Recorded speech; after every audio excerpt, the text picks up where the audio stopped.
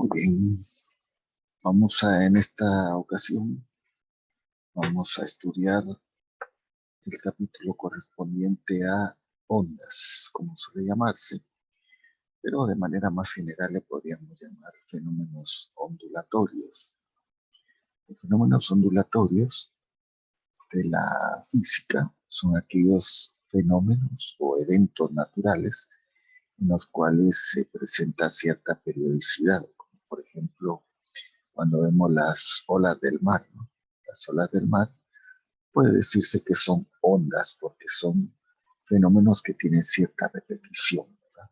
Entonces, consideramos onda en la naturaleza todo aquello que tiene cierto patrón de repetición. Tenemos dos tipos de ondas, básicamente. Las ondas materiales y las ondas electromagnéticas. Las ondas materiales necesitan de algún medio, alguna sustancia, algún material para poder propagarse. Tal es el caso del sonido. El sonido necesita cierto material para poder propagarse, mientras que las ondas electromagnéticas son ondas que no necesitan de un medio material para propagarse, es decir, se puede propagar incluso en el vacío. Ese es el caso de la luz. Para entender un poco mejor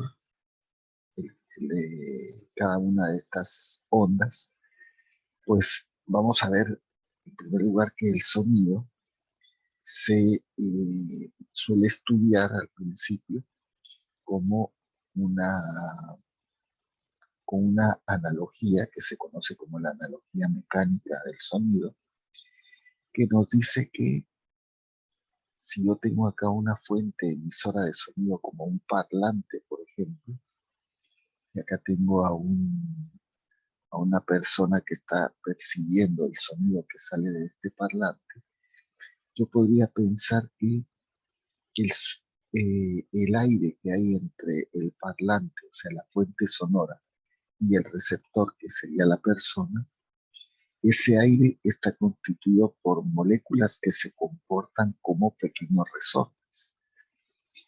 De tal manera que cuando el sonido sale de acá, el sonido hace que este pequeño resorte empiece a vibrar. Esta vibración se la comunica a la siguiente molécula que empieza a vibrar, que a su vez se la envía a la otra molécula y así sucesivamente hasta que esta vibración que se originó en el parlante llega hasta el oído de la persona que está percibiendo el sonido. Entonces, ese se llama analogía mecánica del sonido. Si nosotros representamos con una flecha la, la dirección y el sentido de la propagación del sonido, pues tendríamos que la flecha viaja desde la fuente hacia el receptor. Sería esta flecha. Muy bien. Y si nosotros hacemos lo mismo con la vibración que experimentan estas moléculas, pues la vibración es a lo largo de este eje, que es paralelo a la propagación, ¿sí?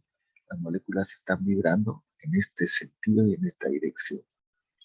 Entonces, cuando ocurre que el vector de propagación y el vector de velocidad son paralelos, se dice que la onda es longitudinal. ¿Sí? Las moléculas vibran en el mismo sentido y dirección, pero en la misma dirección que la propagación. Por eso se dice que es una onda longitudinal, porque la propagación y la vibración están en la misma dirección. Por otro lado, la luz se puede considerar una onda de esta forma, en donde la vibración ocurre en este sentido, en esta dirección, mientras que la propagación ocurre en esta dirección. ¿Sí? Entonces, cuando la propagación y la vibración forman 90 grados, ¿sí? Una es perpendicular a la otra, se dice que es una onda transversal, porque la onda vibra en este sentido, pero se mueve en este sentido, ¿sí? Entonces, decimos que el sonido es una onda material, longitudinal, mientras que la luz es una onda electromagnética transversal. Para estudiar las ondas, nosotros tenemos que definir ciertos rasgos de ellas, representarlas con alguna letra. En el caso, digamos, de esta onda transversal, pues tenemos un parámetro importante que se llama amplitud. La amplitud es la distancia que hay desde el centro de propagación de vibración hacia el punto máximo o hacia el punto mínimo de la onda. Esta distancia se llama amplitud y la vamos a representar con una A encerrada en valor absoluto. Por otro lado, tenemos que estos puntos que están acá se conocen con el nombre de valles. Perdón. Se conoce con el nombre de crestas. Crestas. Y los puntos mínimos se les conoce con el nombre de valles. La distancia que hay entre dos crestas consecutivas o dos valles consecutivos se le llama longitud de onda y se va a expresar en unidades de longitud. Por ejemplo, podría ser en metros, podría ser en nanómetros, podría ser en picómetros, etcétera. ¿Sí? Muy bien. Otra magnitud importante, otro parámetro importante asociado a las ondas es su velocidad, qué tan rápido se mueve la onda. Bien. Para definir la velocidad para calcular la velocidad de una onda tenemos dos fórmulas. Una fórmula que dice que la velocidad es la longitud de onda por la frecuencia de la onda. Y otra que dice que la longitud de onda es que la velocidad es la longitud de onda por 1 sobre el periodo, lo cual vamos a estudiar ahora en este momento. Bien. T se llama periodo y se expresa en segundos. ¿Y qué quiere decir eso? Pues quiere decir que como estas ondas se van moviendo, y estas ondas van caminando, como quien dice, van haciendo esto, y se van moviendo, bueno, entonces el periodo sería, por ejemplo, cuánto tiempo tarda en pasar una onda por este punto. Es decir, cuánto tiempo tarda en hacer este movimiento. ¿Sí? Eso se llama periodo. Es el tiempo que tarda en pasar una onda completa por determinado punto. Y se expresa generalmente en segundos. Por otro lado, tengo la frecuencia. La frecuencia quiere decir que si yo estoy parado, por ejemplo, en el borde de la pantalla y veo acá cuántas ondas pasarían por ahí cada segundo. Esa es la frecuencia. La frecuencia es cuántas ondas pasan por segundo.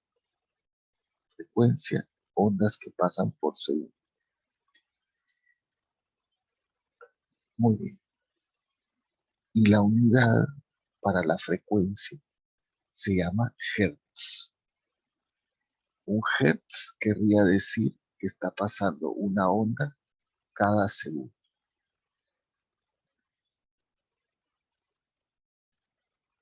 Bien. Dentro de esta temática hay valores que uno tiene que tener en mente, como lo es la velocidad del sonido en las condiciones atmosféricas normales. Y la velocidad del sonido se acostumbra a decir que es de 340 metros por segundo, aunque algunas personas le ponen 344. Eso va a ser, depende del autor del libro Y en el examen deberíamos de estar atentos porque seguramente nos van a decir qué valor tengo que usar. La luz también se ha medido el valor de su velocidad. Se sabe que la velocidad de la luz en el vacío o en el aire es aproximadamente 300.000 kilómetros por segundo. Esos son valores que uno debería tener en mente porque son muy útiles a la hora de resolver problemas. Bien,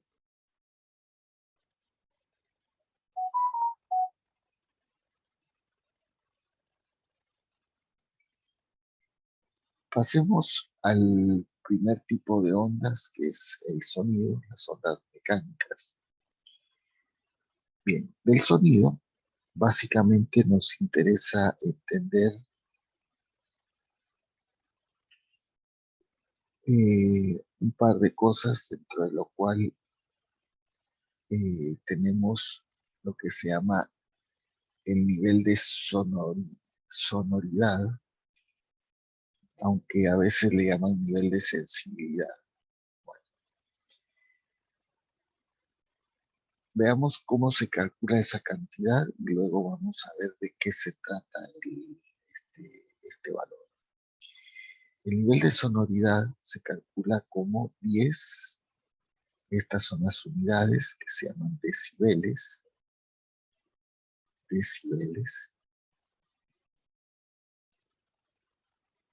multiplicado por el logaritmo de I sobre I0, donde NS, dijimos, es el nivel de sonoridad, y sub 0 tiene este valor, 1 por 10 a la menos 12 watts sobre metro cuadrado, que se le conoce como el mínimo audible, es una constante, es la mínima intensidad que es capaz de escuchar el ser humano, y se llama intensidad sonora, intensidad sonora, que se va a medir en watts sobre metro cuadrado, o sea, potencia por unidad de área. Bien,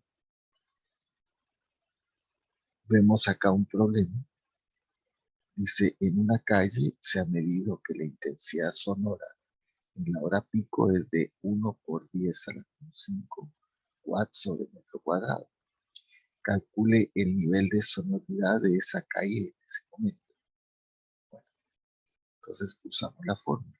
Vamos escribiendo nivel de sonoridad o NS es 10 decibeles por logaritmo de I, que es la intensidad que se midió, 1 por 10 a la menos 5, dividido el mínimo audible, la intensidad mínima audible, que es 1 por 10 a la menos 12, que va a ser siempre constante. Cancelamos las unidades, hacemos la operación y eso nos da 70 decibeles. Bien, pasamos al siguiente tema, que es, acá entramos a hablar de la luz. Vamos a entrar a hablar de la onda denominada luz, que es una onda eh, electromagnética transversal, ¿sí? Una onda electromagnética transversal, según lo habíamos visto anteriormente. La luz presenta varios fenómenos, es decir, ella se comporta de ciertas maneras. Un comportamiento clásico de la luz es cuando la luz se refleja en alguna superficie pulida. Ese fenómeno se llama reflexión. Es el fenómeno que se presenta en los espejos. Entonces, existe una ley que se llama la ley de la reflexión, que describe cómo es que se comporta la luz cuando se refleja. Entonces, vamos a suponer que tenemos un haz de luz incidente, una luz que viene de alguna fuente luminosa como un puntero láser, pega en la superficie brillante o superficie pulida como un espejo, y ese haz de luz va a reflejarse. ¿Qué dice la ley de reflexión? Pues la ley de reflexión dice que el ángulo con el cual incide el rayo, este ángulo que se mide respecto de la normal al espejo, el ángulo de incidencia va a ser igual al ángulo con el que se refleja el rayo reflectado. Entonces, si incide con un ángulo, por ejemplo, de 40 grados, va a reflejarse con un ángulo de 40 grados también. Eso se llama ley de reflexión y es lo que tenemos acá abajo.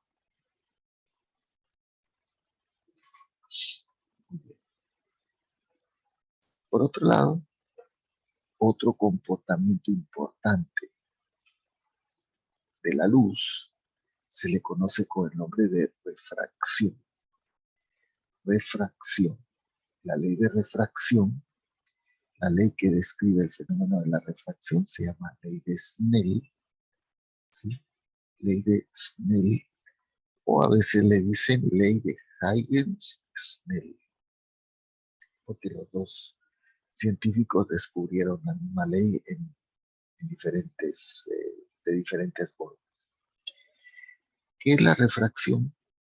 Pues dice que la refracción de la luz es un fenómeno en el cual se distorsiona la imagen. Y esta distorsión de la imagen se debe a un cambio de la velocidad de la luz cuando ésta cruza por dos medios diferentes. Bueno, el ejemplo clásico es, por ejemplo, si tú colocas un sorbete dentro de una taza o de un vaso, vas a ver que la imagen del sorbete aparece como distorsionada, como quebrada. ¿Y por qué es eso? Es porque la luz que sale que llega a tu ojo desde la parte que está fuera del agua, tiene cierta velocidad, este rayo tiene cierta velocidad, pero este rayo que sale desde la parte sumergida del sorbete tiene otra velocidad porque este rayo de acá no partió del aire, partió del agua, cruzó un medio que le cambió su velocidad y por eso es que uno percibe esa distorsión de la, de la figura, de la forma original del objeto. El objeto debería ser recto, pero debido a ese cambio de velocidad que le ocasionó el agua, el rayo sale como con una velocidad diferente y eso es lo que nuestro ojo percibe como una distorsión de la forma. Mismo pasa con cuando nosotros estamos viendo un estanque con algún pez ahí dentro. Entonces, resulta que en realidad nosotros no vemos donde realmente está el pez, porque la imagen del pez, el rayo que sale de acá, sale por el agua y luego cambia su dirección debido eh, debido a que la velocidad de la luz es diferente en el aire y en el agua. Entonces, aparentemente el pez realmente está acá, pero aparentemente, perdón, pero realmente está en otra posición. Entonces, esa distorsión debida a que la luz cambia de velocidad cuando pasa de un medio a otro, a eso se le llama refracción, y está descrita por la ley de Snell. La ley de Snell. Bueno, vamos a ver un ejemplo de un problema de ley de Snell. El problema dice un haz de luz proviene del aire, incide sobre la superficie del agua en reposo con un ángulo de 42 grados, calcula el ángulo de refracción para este sistema. Listo. Entonces tenemos un sistema, quiere decir, lo que yo estoy estudiando está compuesto por aire y por agua. Viene un haz de luz acá, incide a 42 grados, y yo quiero saber con qué ángulo se va a refractar. Es decir, qué ángulo va a tener el rayo que sale después de que se produjo la refracción. Entonces, vamos a poner por acá, además me dan los datos, el índice de refracción del aire es 1 y el del agua es 1,33. Entonces voy a escribir la ley de Snell que dice lo siguiente. El índice de refracción por el seno del ángulo, el índice de refracción del lado incidente, del medio incidente, es decir, del aire en este caso, multiplicado por el seno del ángulo de incidencia, va a ser igual al índice de refracción del medio donde está el rayo refractado por el seno del ángulo de refracción. Bien, reemplazo los valores. En la incidencia, el índice de refracción del aire es 1. El seno del ángulo de incidencia sería seno de 42. Del lado refractado tenemos el índice de refracción del agua, 1,33, por el seno del ángulo de refracción. Bueno, despejamos, hacemos esta operación, pasamos el 1,33 a dividir y pasamos el seno como la función arco del seno, o en la calculadora se pone shift seno, y eso me da la respuesta. Me dice que el ángulo de refracción es de 30,2 grados.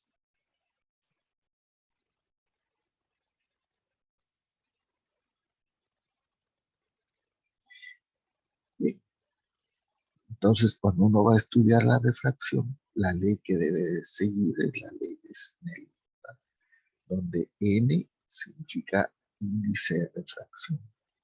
Bien, hablemos un poco del índice de refracción. El índice de refracción no es nada más y nada menos que esta división. Dice que el índice de refracción de algún medio o sustancia es la división entre la velocidad de la luz dividido la velocidad de la luz que tiene en ese medio que tú estás estudiando, en el aire, en el agua, en lo que sea. El índice de refracción es esta división. En estos casos, en este problema, el índice de refracción fue un dato.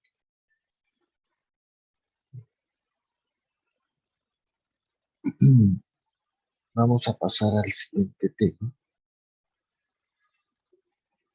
que es, vamos a hablar de lo que se llama el ángulo de desviación. Dice, considerando la situación descrita en el problema anterior, calcula el ángulo de desviación.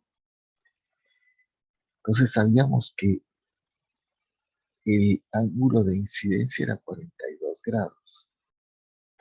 El ángulo de refracción, que fue lo que calculamos, era de 30 grados. Entonces, ¿cómo se hace para calcular el famoso ángulo de desviación? ¿Quién es este ángulo de desviación?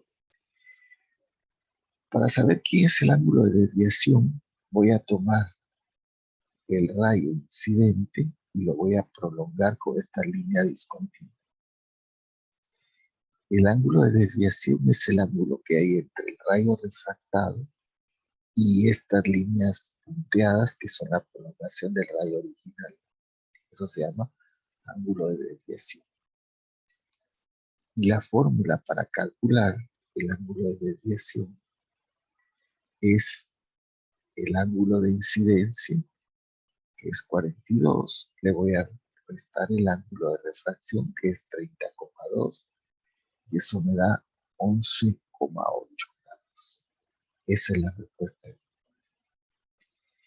Esta fórmula que hemos utilizado acá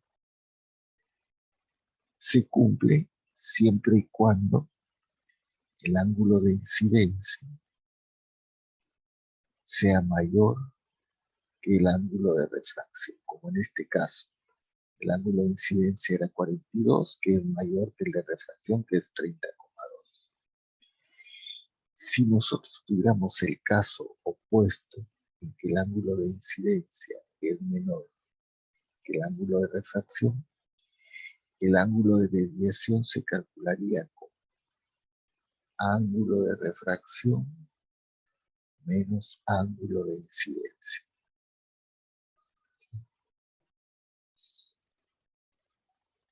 Muy bien. Vamos a ver cómo se calcula la velocidad de la luz en el agua, que es lo que me pide acá. Entonces, dije, el índice de refracción de un medio es la velocidad de la luz en el vacío sobre la velocidad de la luz en ese medio. Entonces, voy a decir, el índice de refracción del agua es la velocidad de la luz en el vacío dividido la velocidad de la luz en el agua. Despejo velocidad de la luz en el agua, me queda que la velocidad de la luz en el vacío sobre el índice de refracción. Como tengo la velocidad de la luz, que dijimos que esto era una constante, 300 kilómetros por segundo, lo divido por 1,33, que es el índice de refracción del agua, que me lo habían dado en el problema. El problema me especificaba que 1,33 es el índice de refracción del agua. Muy bien, hacemos la cuenta y nos da la velocidad de la luz en el agua, 225.564 kilómetros por segundo. Muy bien. Finalmente, vamos a hablar de otro fenómeno muy importante dentro del tema de la luz, que se le llama reflexión total interna o reflexión interna total, es lo mismo. Y se trata de lo siguiente. Resulta que existe un ángulo, perdón, resulta que cuando estudiamos la refracción va a existir un ángulo de incidencia que le vamos a llamar ángulo límite, para el cual el rayo refractado no entra al segundo medio, sino queda al ras de él, queda ahí en, en el rayo refractado se desplaza a lo largo de la superficie que separa estos dos. Muy bien. ¿Cómo se calcula ese ángulo límite? El ángulo límite se va a calcular con esta forma. Dice que es el arco seno del índice de refracción mayor o menor sobre el índice de refracción mayor. Por ejemplo, si yo tengo, en este caso, yo que tengo en la figura, yo tengo que este es aire y perdón, este es agua y este es aire. Entonces, el índice de refracción del agua, según nos habían dicho, era 1,33 y el índice de refracción del aire, que es el medio 2, sería es 1. Entonces, para encontrar el ángulo límite, dice, haga el arco seno del índice de refracción menor, que es 1, y divídalo por el mayor, que es 1,33, que es lo que está acá. El ángulo límite siempre va a ser el índice de refracción menor sobre el mayor y arco seno de ese, ¿verdad? Que para nosotros en este caso nos dio 48,8 grados. Bien, eso es el resumen del tema de ondas, que pronto estaremos ampliando con ejercicios y ejemplos. Así que por hoy vamos a dejar acá el tema y luego seguimos haciendo ejercicios. Paramos acá.